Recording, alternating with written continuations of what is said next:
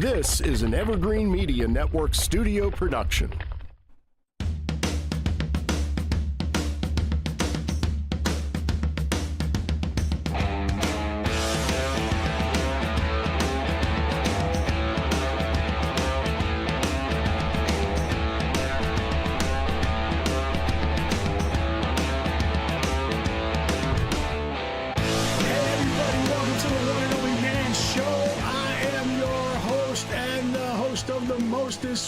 And I've got the other guy, 10 years trying to get him. He's finally with us.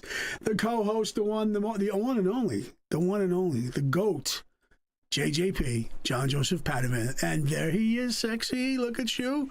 And we've got Cindy, the one who handles all the buttons and keeps us all in line so we don't get in trouble. Yes. And then we got the guy in the corner.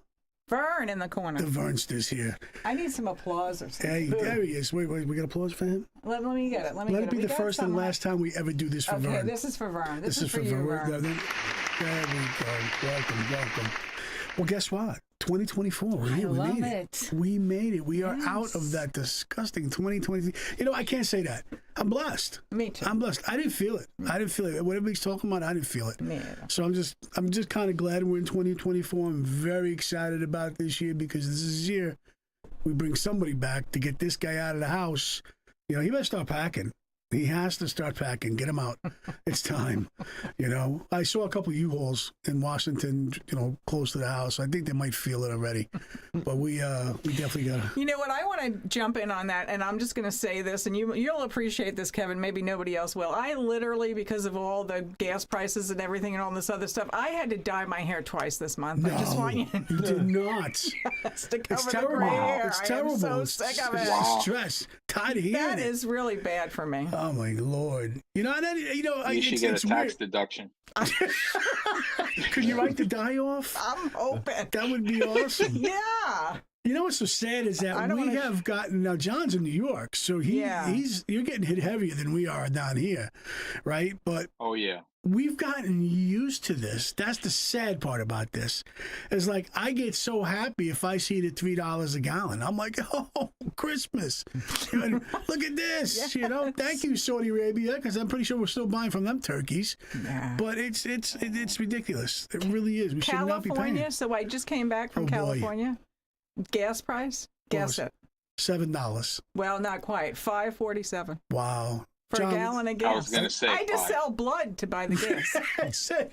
You didn't eat for 7 days on your vacation because you just had to get around. Did you come back with all your vital organs? I did. Luckily, I did. I did. She still has everything. I think she's missing an arm today. She's missing an arm. What's a gallon of regular hovering around down in Florida? I think I just saw something for like $2.97, but that's the cheapest guy in town. You know, I think we're a little over $3. What are you guys at? We're around $2.90, $2.95. Wow, that's good. That's about the going rate. Wow. $3.03. There's one guy. You know, the wife and I have this conversation once in a while. There's this major intersection near me. It's like 3 gas stations on one corner, and it's one corner. It's I won't say the name of the station. I don't want to give any free advertising, but this guy's prices are so insane. I told my wife he's got to be a crackhead. So when he needs a fix, he's got to raise the price and say, raises the price. I mean, literally across the street, it's $3.03 and he's $4.29. Is he headed towards my particular town? I don't know, but what baffles us is when we actually see people getting gas there. I know. And then look, I'm old school, and I watch my pennies, and I tell people, I tell my wife too, the younger generation doesn't care. They won't make that U-turn to save 25 cents a gallon. Yeah. They're just like, nah, it's right. It's only 25 cents. Because they'll piss away more than that on a Starbucks. Right. And they just swipe. So they're not even really looking at the price. It's just like, I don't know, swipe the card and pay. Yeah, it's like that nobody has that cash in their hand anymore. It's like, well, I've got the card, I got the plastic, just hit it and then be done. Right. So it's so much easier for them to do that. You know what I noticed, that every time you go like towards like I-95, that gas station that's closest to the exit is always the one that's the highest. Really? Yeah, and it's like people driving, oh no, I need gas before I get on a highway, and boom, this guy's got you because you can't go nowhere. Exactly. and you don't know when the next one's exactly. coming up. Corner on the market. So those are the guys usually the highest, you know. Denver, it was, I want to say, we were like clapping $3.22 or something at one station. Wow. That had just opened. So that was Wow. for their, no, I'm sorry, $2.32. Wow. Yeah, $2.32. Nice. Yeah, it was just a shout out to QT. It was a new Way to go, QT outside QT. of Denver. Nice. Yeah, Nice, $2.32. nice. We were like, You know- it's Trump's back. Yes, he's here. Kev, Here in Denver. Yeah. you and I go way back, and you know what an avid car enthusiast I am. I got 12 Yeah, cars yeah. in the driveway right now. Yep. Okay, and I never ever used credit card. Never. No. Then I started using my debit card, and then a friend of mine turned me on to you can register your debit card with certain gas stations, certain Yeah. companies, and you'll get 5 cents a gallon off, 10 Yep. cents a gallon Yep. off. Right. That adds up. Yeah. That adds up. So I do that now. I registered my card. It's still my money. I don't spend somebody else's money. I'm spending mine because I'm using my debit card. But at least I'm getting a little bit of a perk back, you know? See, I haven't done that yet. I always pass that gas station because there's always the two major ones right across the street from each other, you know. And the one is where you can, you know, you get cash back. You register your card. But I was always like, I don't know about that. So it actually works by doing that. Yep. Oh, yeah, it works. Cumberland Farms. It Yeah, works. 7-Eleven does it Cumberland with just your Farms. your phone Yeah. number. Just put your phone number in. It's like 5 cents. I think when you first start, it's like 15 cents. Wow. For a That's couple worth of checking tanks. out. Yeah. Especially the amount of money we spend I with the stumbled- trucks. Go ahead. Stumbled across I buy auto parts a lot because I'm playing with my cars, and I get perks because I'm a regular at the auto parts store, and I got hooked up with this card called Fuel Rewards, which is actually Okay. Shell gas stations. Mhm. Okay, but not only are they offering me rewards for my gas, they actually are linked to restaurants and stuff. So as long as I use my card, I go out to dinner, and if this restaurant's connected with them, and I pay for dinner with my card, it gives me points for my gas. And they send me emails letting me know, hey, it just happened now, December 20th. If you activate this offer right now, December 20th, 25 cents a gallon off. Oh. Wow. So I did. And then 25, I actually know where the cheapest Shell station is. It's about 5 miles away, but it's actually near a big outlet mall. Right. So I killed two birds with one stone. It was right before Christmas. And I went there and I fueled up. And literally, as soon as I put my card in, it says, "Welcome, John. You're getting 25 cents off a gallon." Oh, Boom. that's excellent. That's worth it. And I That's drive an excellent. SUV, so it was like Yeah. loaded up, you know? Yeah. Not Yeah. costing me anything extra. It's costing me every time we fill the trucks, it's $100 a truck. Yeah. Well, boom, just gone. My brother, is a truck driver, so I think I've said this before, Kevin. And so when he comes from California to New York or Boston or whatever, I don't want to say the wrong thing. I should text him before I do this. It's like $5,000 for fuel. See, I don't know how the truckers do that. That's insane. $5,000 for fuel. I remember, I might be wrong, but I remember when diesel was actually cheaper than Right. just regular gas. Because it's less refined, so why is it not cheaper? So that's what I don't understand. It's Right. so much more money. You Yeah. know? They don't have. They shut down a lot of refineries. Yeah, a Burns, lot of right. refineries. They Yeah, shut them. But I don't know. I don't know how they process it, but And they don't get But it burns kickbacks like people. it burns Yeah. a lot slower than gasoline though, so it lasts longer. so they'll raise the money because it lasts longer. You Right, won't be but at the they're- gas station as Yeah. much. Yeah. Right, but they get 5 miles or 4 miles to the gallon with those semis. They shut down production, and it's like Florida used to be, the orange capital of the world. You know what the price of orange juice costs for a gallon? I know. Shopping's ridiculous. The price, that's the inflation, And they're saying the economy's doing better, but the price of everything's still up. That didn't lower. Right. They didn't lower any prices in the No. grocery store. No, well, the eggs. Remember they were $20 No, not a at all. dozen. Yeah, now Right. they're at least 4. That's nuts. It is. My roommate's on Social Security. He got like a 3.2% increase in his Social Security. He immediately got a letter because he makes very little money, he's on SSI, from the Florida food stamps. They cut his food stamps by $6. Yeah. I mean, so one comes in, like, you give him a little for inflation, and then they zap it away from somebody else, from another way. But it's so amazing. Oh, yeah. Now you're going to get me going because now you're taking away from a dude that absolutely needs it, right? But you can walk across the street from Mexico to the United States and I'm going to give you everything under the sun. Mhm.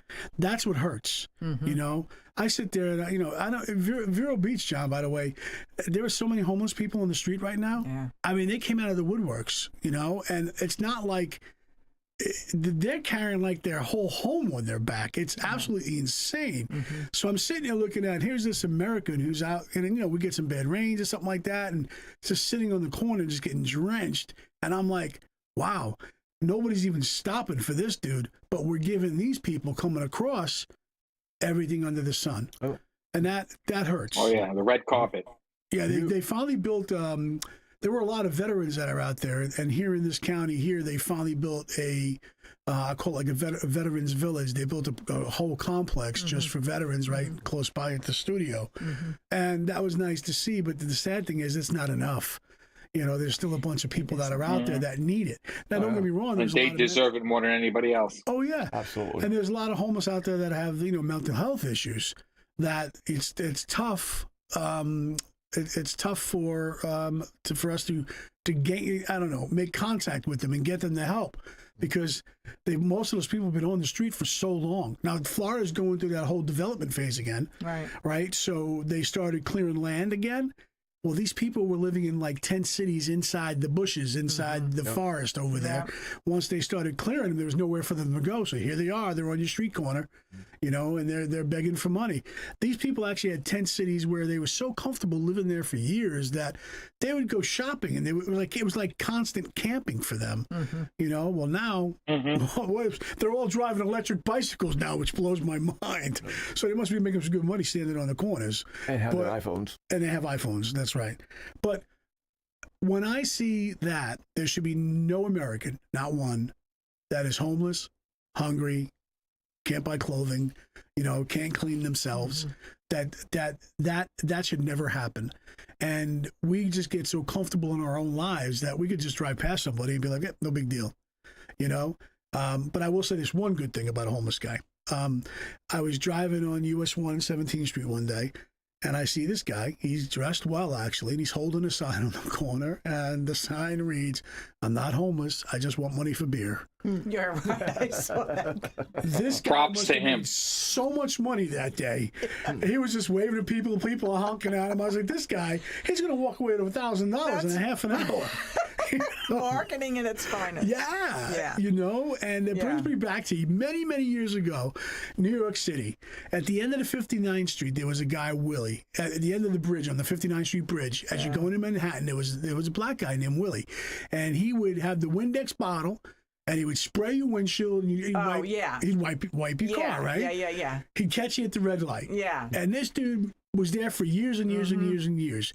And he must have made mad money. And I'll never forget it. Remember Ernie Anastas, Channel 7? John, you remember him? Ernie Anastas? Yeah. Reporter? Right.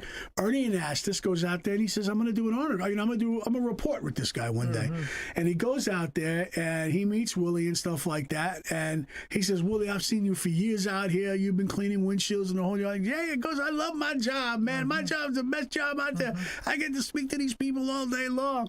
And he says, well, and you've been homeless for years. Has anybody helped you? Because he goes, who told you I was homeless? And he says, I live right across the street. Now, when you come over the 59th Street Bridge, there's big apartment buildings right in front. Beautiful. Beautiful apartment. He goes, I live over there on the 14th floor. I was going to say, don't say it's the penthouse. They said, what? And they said, yeah, they just said, invite him over. Well, they invite him over. Really? Channel 7 went in there. Beautiful home, like marble floors, the whole 9 yards. And Willie, that was his living, cleaning the windshields. The IRS tagged this guy. They tagged him. They figure. Well, yeah, tax-free money. Tax-free money. They figure, okay, Willie, you've been doing this for 15, 20 years, coming over the bridge, X amount of people per day, per hour, and they hit this guy. They hit him with tax. Well, Willie was smart. Willie saved his money, paid that tax with no problem. One problem, that was it. Really? And we didn't see Willie no more. But it's like, that's a hustler. That's a guy that's like, look, because I'm going to show, it's like a hot dog guy. In New York City, you got a corner, you hang on to that corner till you die, and then you pass it on to your relative, To your family, To your family, because that corner is a hot corner, and you fight for that corner, It's nothing There like is, New York. there is a funny that you mentioned that. There is a popular shish kebab guy on the corner of Steinway and 31st. My wife, Greek guy, my wife knows the whole family. The father started it with a little push cart. Moved into it. They got a big catering truck.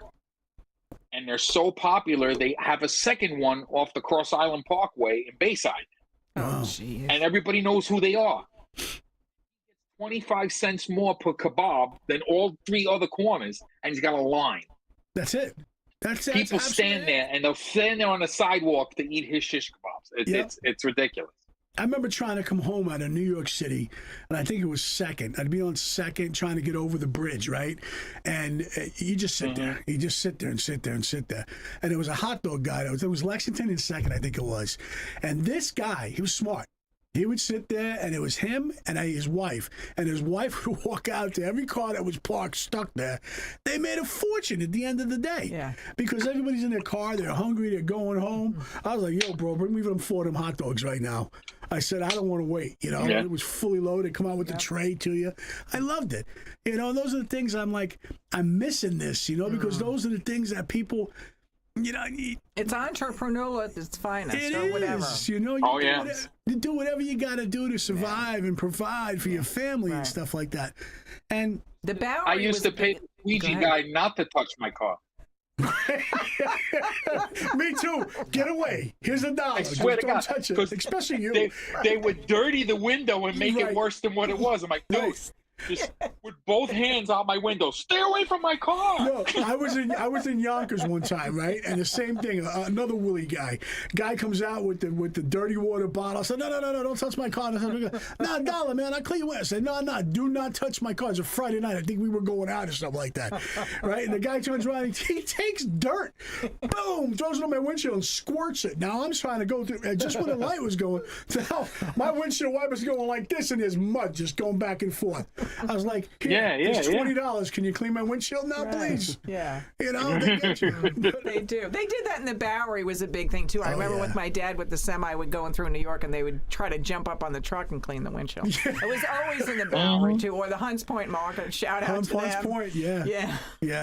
John likes to get in trouble down at Hunts Point. Hunts Point's a rough place. It was a bad No, place. those days are long gone. Long gone. But good guys now. You know this? Yeah. You think about the crumbs that we were back then, and all of a sudden now it's like, you know, hey, we got stories. We got stories. Oh boy. Yeah. But you know what? I was explaining. explaining this to Junior the other day. We were talking about Astoria, where we grew up, and legacy, and how sad it is to go back to that neighborhood on a weekly basis like I do and see what I'm seeing. And I said to him, you know what? You don't have the emotional attachment. I said, because he's like, the conversation started about music, actually, because I listened to country music. I mentioned it last week. Yeah. And he goes, you know what, Dad? I can't relate to country music. And I said, that's because you don't have life experience. Mm-hmm. Because most of those songs are based on love or broken hearts, or, you know, it's somehow how you got screwed by the man, whatever. It's all part of it. You know, so then from that it went into talking about the neighborhood. And I'm like, you know what? Astoria was a great place to grow up because it wasn't slums. It were good people. They were families. Yeah. But you know what? All you had to do was venture a block in either direction and you had to make your bones. Right. You know? Right. And I thank God for that. Yeah. And these coddled suburban kids that I have in my house will never understand. Hey, ditto. Yeah. You know? It's where we grew up. It really was survival of the fittest. John's right. You know, where we would hang out in the stoop. The block was great, but you go the block in either direction, that's not your territory. You don't belong there. Yeah. So you do what you got to do. It's, you know, it was different times, you know, and I will say this, we were harder. You know, it was like you do what you had to do, you know, and I say this today, I might have some regrets that I can't talk about on the air, but, you know, my college degrees and stuff like that, but it's I don't have many because the way I grew up, in a way, it was an honorable way. It was a respectful way. You know, I sit here today and I'm like, wow, I've become this old man. You know, I'm very judgmental. You know, I'll sit there and look at these kids and go like, what the hell are you thinking? What are you wearing? You know, and with the pronoun stuff, I'm not getting this stuff. I'm not.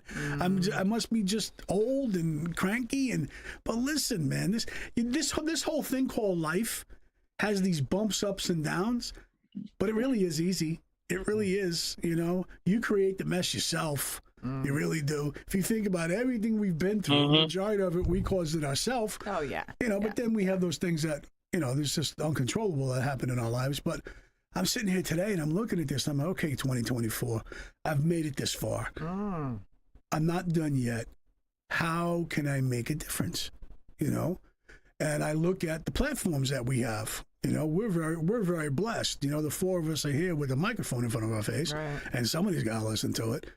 And I'm looking at this as, okay, here we go, beginning of the year, we got a do-over, another do-over. It happens every first of the year. You know, we got 365 to try and make something right. And I'm looking at this whole political scheme that's going on. And it was wild. Like today I got to, early this morning, it was like 5 o'clock this morning on Fox. They were replaying DeSantis and the clown in California. What's his name again? Newscum. I'm sorry. Newsom. Behaviors. Newscum. Yeah, that guy, the news guy. And Nuisance. DeSantis kind of tore him up. Oh yeah. He Easy. just smacked him around, you know. And at one point, you know, he says, "I'm just here for the Democratic Party. You know, I'm here to bring the voice of the Biden message." DeSantis looked at him. He says, "What? Shut up! You're running for president. What are you talking about?" Right. You know. He says, "Who are you fooling?" And it's kind of right. And this is where I'm leaning into this. It's like, all right, I said this last week. We didn't get to push on it too far. But I'm thinking about the what if. Okay. If our guy doesn't make it, what if? Then who? You know? And Well, who's the second one? Biden's running again. He'll be, what, 117? something like that, 119 or something like that. I was looking at stuff today and And a I'm half. watching this guy, and I'm like, how are you you know, it's wild about it, because I was talking to Vern earlier about today about the articles of impeachment, you know, and the Constitution and stuff like that.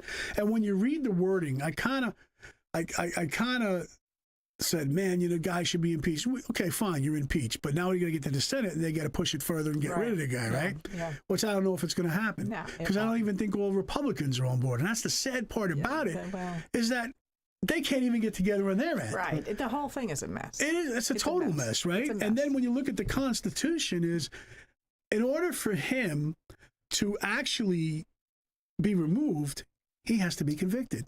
Yes. Well, they have paused so long for that. You know, we know that the high crimes and misdemeanors are there, but they delay it. They delay it. They Well, delay it. That's lawsuit territory. They do that when you have, Right. what's the name of the, they run it out. They run the time out. when That's there's it. so They're much running. time. They're running the clock. And now when Yeah. you get Statute of limitations. Well, no, what it is they run the clock. They just keep delaying, right? So now all of a sudden, Yeah, I can't think of the word. we Yeah. get him into an election, and now you can't touch him. Right. All right. Yeah. It was I don't know what law that is, or whatever it is. It's like once they're in the election term of it, and this is the guy, you just can't touch him. And that's what they're trying to prevent with Trump. It's like, let's get him now, because if we get him in, that's it. Once he's the nominee, that's it. You know, it's like, it's a done deal. The guy's going to be president. So it's kind of a sketchy area. And these guys who are in politics, they know how to play this game. Right. You But know? if you go back to I'm reading a book now about Samuel Adams, so everybody knows him, how controversial and stuff he was. Look at those guys back then. They were doing all this stuff back then. Absolutely. This isn't new. Absolutely. That's how we got in there to begin with. Yeah, and I think that these guys in the back rooms are just teaching each other how to get over. Yeah. You know, and I want one of them guys like Stinky. Let's get a plumber in there, a guy who doesn't know anything about politics or business or anything like that. You remember the movie? Well, you know what? We got to take a break. I Yeah, think. we do. We're going to take a break. When we come back, I'm going to talk about a movie, all right, that I saw when I was a little bit younger, and I think the guy's name was Dave. So we'll be back. You got another second or two. Do you All want to right. say anything more, Kevin? Yeah, Happy New Year, everybody. Happy New Year.